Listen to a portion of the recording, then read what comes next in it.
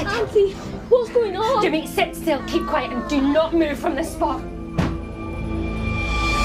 28 Years Later had the best trailer of the year by far, maybe the best trailer of the century, so the film itself had a lot to live up to. But I honestly think it keeps the promise of that trailer. The trailer didn't write any checks the film can't cash. It's just as intense and atmospheric as the trailer advertised, and it manages to sustain that intensity and that chilling atmosphere for 2 full hours. But at the same time, it's not just 2 hours of blind carnage. Alex Garland has a real story to tell about a dysfunctional family living in a very dysfunctional world. The characters and their relationships are so strong that even when the film slows down for a bit of emotional drama, with no zombie action for 10 or 15 minutes, it's still utterly compelling. This is one of the most hyped movies of the year, which is usually a recipe for disappointment. But I'm pleased to report that 28 Years Later does not disappoint. It's disgustingly gory, relentlessly scary, and unexpectedly touching.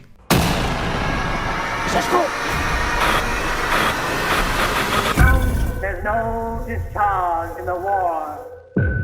This video will contain mild spoilers for 28 Years Later, but nothing too major.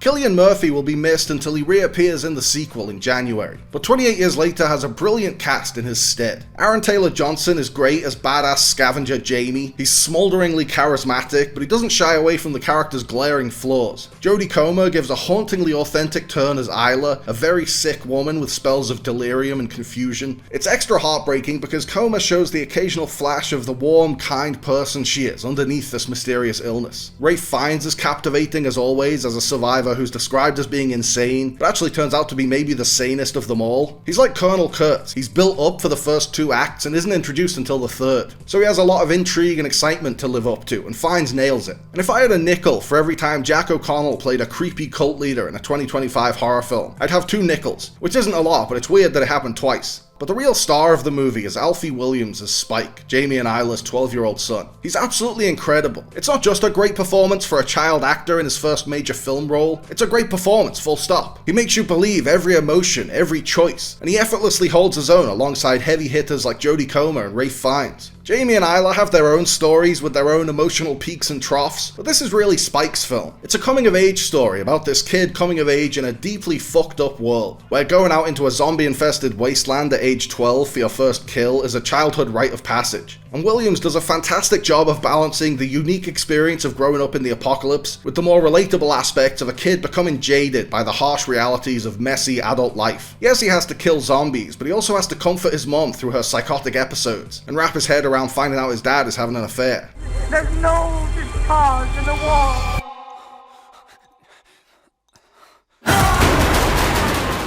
I love all the ways Danny Boyle and Alex Garland have evolved the world building, introducing new variants of infected and establishing that the rest of the world has managed to contain the virus, and the entire UK has been quarantined to fend for itself. And the set designers and visual effects artists did an amazing job of building a decaying world with rotting old architecture and overgrown vegetation. They threw in some great little details. When they're hiding out in an abandoned shell garage, the S has fallen off the sign, so it just says hell. I'm in hell!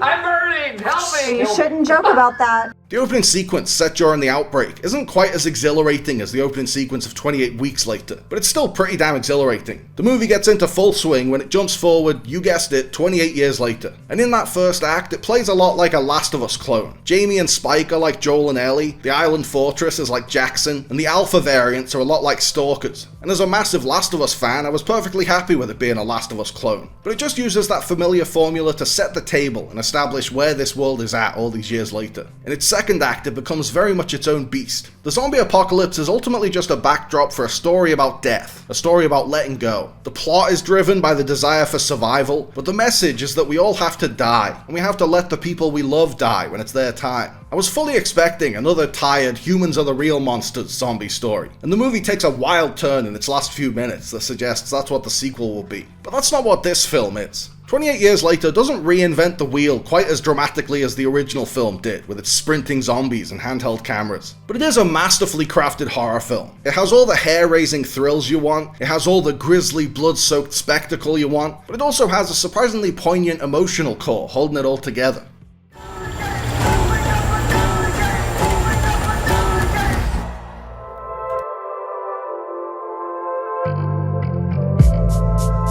Thanks for watching, guys. I hope you liked the video. Remember to like and subscribe and click on the little bell. And also seize the day and call your mom and be kind to yourself.